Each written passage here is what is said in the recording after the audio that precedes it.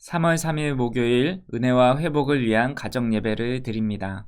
다 같이 주님이 가르쳐 주신 기도를 드립니다. 하늘에 계신 우리 아버지, 아버지의 이름을 거룩하게 하시며 아버지의 나라가 오게 하시며 아버지의 뜻이 하늘에서와 같이 땅에서도 이루어지게 하소서. 오늘 우리에게 일용할 양식을 주시고 우리가 우리에게 잘못한 사람을 용서하여 준 것 같이 우리 죄를 용서하여 주시고 우리를 시험에 빠지지 않게 하시고 악에서 구하소서. 나라와 권능과 영광이 영원히 아버지의 것입니다. 아멘. 찬송가 93장 예수는 나의 힘이요. 찬송가 93장을 부릅니다.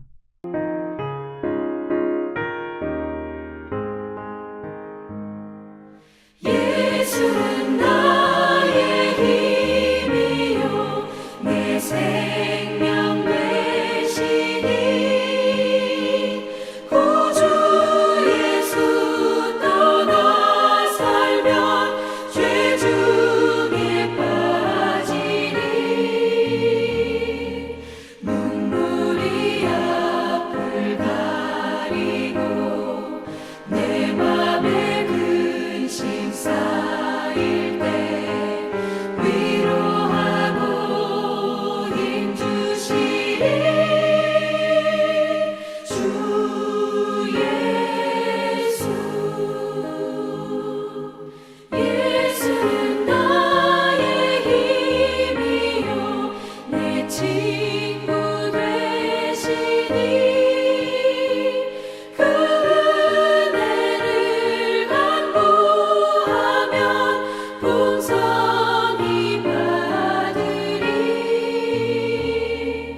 햇빛과 비를 주시니 추수할 곡식 많도다 귀한 열매 주시느니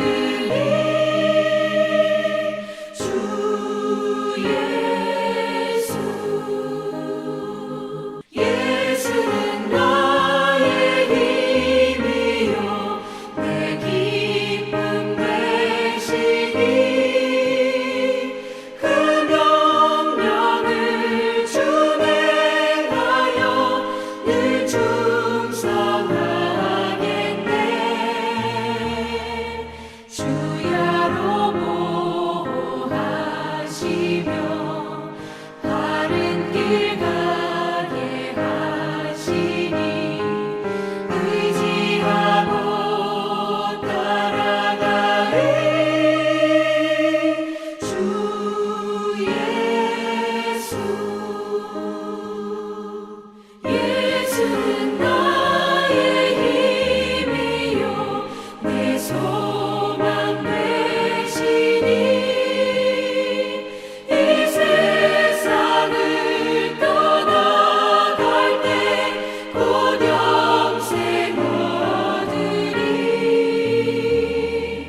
한없는 복을 주시고 영원한 기쁨 주시니 나의 생명 나의 기쁨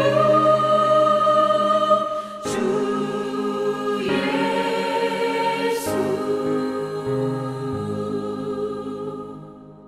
이 시간 우리에게 주신 하나님의 말씀은 구약성경 시편 91편 1절에서 2절 말씀입니다. 시편 91편 1절에서 2절 말씀을 다 함께 읽겠습니다.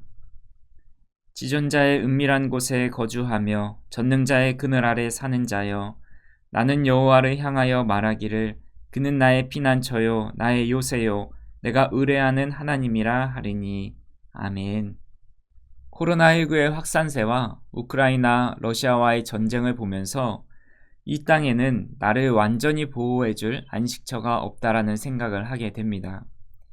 아무리 강대국이어도 코로나19를 피해갈 수 없었고 평화의 시대를 살아가는 것 같으면서도 이 땅에 전쟁이 일어나는 것을 보면 말입니다.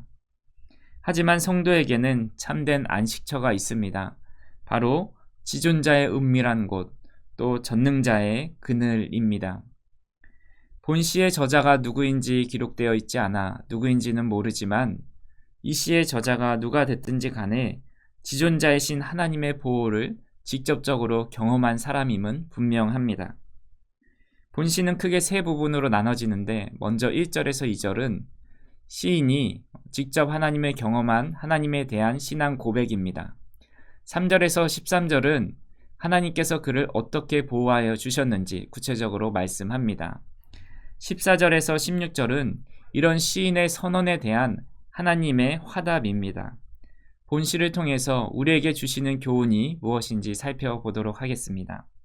먼저 시인이 경험한 하나님에 대한 신앙 고백 1절에서 2절을 다시 한번 읽어보겠습니다. 지존자의 은밀한 곳에 거주하며 전능자의 그늘 아래 사는 자여, 나는 여호와를 향하여 말하기를 그는 나의 피난처요 나의 요새요 내가 의뢰하는 하나님이라 하리니. 본문에 나오는 지존자라는 말은 지극히 높으신 하나님을 가리키는 표현입니다. 지극히 높으신 하나님께서 이 땅에 거하기는 참으로 초라합니다. 그럼에도 불구하고 이 땅에 임하신 장소가 있는데 그것은 바로 지성소입니다. 그래서 이 은밀한 곳이라는 곳은 지성소를 의미하는데 단순히 장소의 개념을 넘어서서 하나님과 깊은 관계, 밀접한 관계를 맺는 사람을 의미합니다. 전능자의 그늘 아래 사는 자라고 했는데 그들은 절대적인 지배 혹은 보호막이 되는 권세가 바로 그늘이라는 표현입니다. 다시 말씀드리면 하나님과의 깊은 관계 속에 살아가고 하나님의 절대적인 지배 아래 살아가는 사람은 하나님은 나의 피난처요, 나의 요새요, 내가 의뢰하는 하나님이라고 고백하게 된다는 것입니다. 그들의 삶 속에서 참된 안식처가 없었지만 하나님 안에 있을 때 그 어떤 것도 그를 해할 수 없음을 고백하고 있는 것입니다. 구체적으로 3절에서 13절까지 어떤 상황에서 그를 건지셨는지 이렇게 고백합니다. 사냥꾼의 올무와 심한 전염병에서 건지시고 그의 방패와 손방패로 막아주시고 화살과 재앙을 두려워하지 않게 됩니다. 1000명이 왼쪽에서 쓰러지고 10,000명이 오른쪽에서 쓰러져도 그를 해할 수 없고 자신에게는 그 재앙이 가까이 하지 못할 뿐만 아니라 천사가 그를 지켜줍니다. 하나님의 보호하심이 얼마나 크고 놀라운지 이 시를 묵상하다 보면 감동이 밀려옵니다. 그런데 한 가지 질문이 생깁니다. 하나님과 깊은 교제 속에서 하나님의 전적인 지배 속에서 살아가는 사람들 중에서는 질병으로 혹은 원수의 공격으로 사업의 실패로 삶의 여러 가지 문제로 고통당하고 있는 사람들이 많이 있습니다. 지금도 세계 곳곳에서 하나님을 믿는다는 이유로 불이익을 당하고 죽음의 위협 앞에서 살아가는 성도들이 많이 있습니다. 그렇다면 하나님의 도움의 손길이 이들에게 미치지 못한 것일까요? 아니면 그들이 정말 신실하게 하나님을 믿지 못한 것일까요? 이런 질문을 하게 됩니다. 마태복음 4장에 보면 예수님께서 광야에서 40일 동안 금식하신 후에 마귀가 찾아와서 3가지 시험을 합니다. 그 중에 하나가 예수님을 높은 성에 데리고 올라가서 이곳에서 뛰어내리라고 합니다. 그러면서 하는 말이 너를 위하여 그의 사자들을 명하시리니 그들이 손으로 너를 받들어 발이 돌에 부딪히지 않게 하리로다 라고 말하면서 시편 91편 11절 12절 말씀을 인용하면서 예수님을 유혹합니다. 내가 하나님의 아들인데 당연히 하나님이 지켜주시지 않겠느냐라고 말하는 것입니다. 만약 모든 외형적인 상황을 지켜주시고 보호하시고 잘 되는 일만 주시려고 예수님께서 오셨다면 예수님은 그곳에서 뛰어내리심으로 나를 믿으며 이렇게 어떤 것도 해함받지 않고 죽지 않고 형통하게 될 것이다 라고 하면서 보여주셨을 것입니다. 하지만 예수님은 주 너의 하나님을 시험하지 말라고 말씀합니다. 내가 이 세상에서 안전하고 잘되고 지켜주는 것만이 하나님의 보호가 아니라는 말씀입니다. 물론 우리는 우리의 일상 속에서 하나님의 지키심과 보호하심을 경험하게 됩니다. 그때가 되면 참 소름이 끼치고 또 참 감사하지 않을 수 없습니다. 하지만 삶의 고통과 고난 속에서도 하나님은 함께 하십니다. 삶의 고난과 고통이 계속된다 할지라도 하나님께서 우리를 지켜주지 않는 것이 아니라 계속해서 우리와 함께하고 동행하고 계시다라는 것입니다. 하나님과 친밀한 관계 속에 있는 사람, 전능자의 그늘 아래 사는 사람은 고통과 고난, 혹 죽음 앞에서도 주님이 함께 하시기에 주님이 함께 하심을 알기 때문에 주님은 나의 피난처요, 나의 요새요, 내가 의뢰하는 하나님입니다 라고 고백할 수 있게 됩니다. 가끔 예수님을 포함해서 복음을 위해 죽어간 우리 신앙의 선배들을 생각해 봅니다. 예수님은 십자가를 지면서 어떤 마음이었을까? 스데반 집사는 그 죽음의 앞에서 어떤 마음이었을까? 사도 바울과 베드로 또 그 외의 사도들은 죽음 앞에서 어떤 마음이었을까? 자신의 죽음 앞에서도 주님은 나의 피난처요, 요새요, 내가 의뢰하는 하나님입니다 라고 고백할 수 있지 않았을까라는 생각을 하게 됩니다. 사랑하는 성도 여러분, 우리가 이 세상에서 안전하다라고 할 수 있는 곳이 어디 있겠습니까? 성도의 참된 안식처는 하나님의 품이요, 하나님과의 깊은 교제요, 하나님의 말씀에 전적으로 이끌려 가는 삶입니다. 사랑하는 성도 여러분, 우리가 이 세상에서 참된 안식처라고 말할 수 있는 곳이 어디 있겠습니까?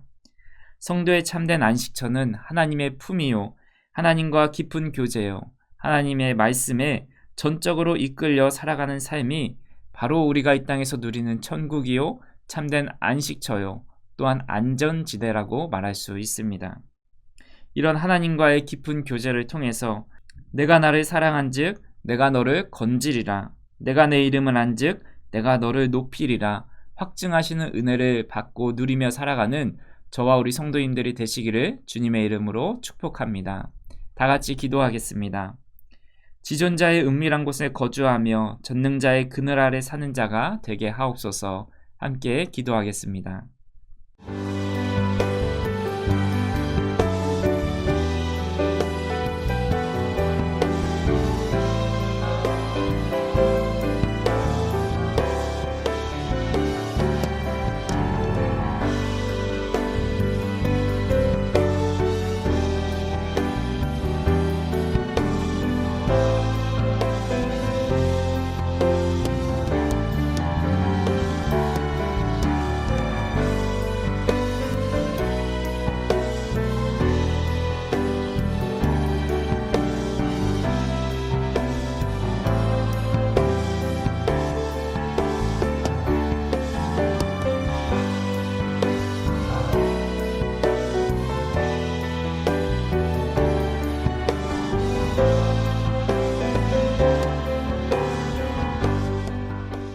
살아계신 하나님 감사합니다. 한없이 부족한 저희를 지존자의 은밀한 곳에 거주하며 전능자의 그늘 아래 살게 하시니 감사합니다. 오늘도 주께서 우리 삶에 깊이 관여하시고 함께 하시고 교제하시는 복을 누리게 하시고 어떤 상황 속에서도 주님으로 인해 참된 평안과 안식을 누리는 우리 모두가 되게 하옵소서. 예수님의 이름으로 기도합니다. 아멘.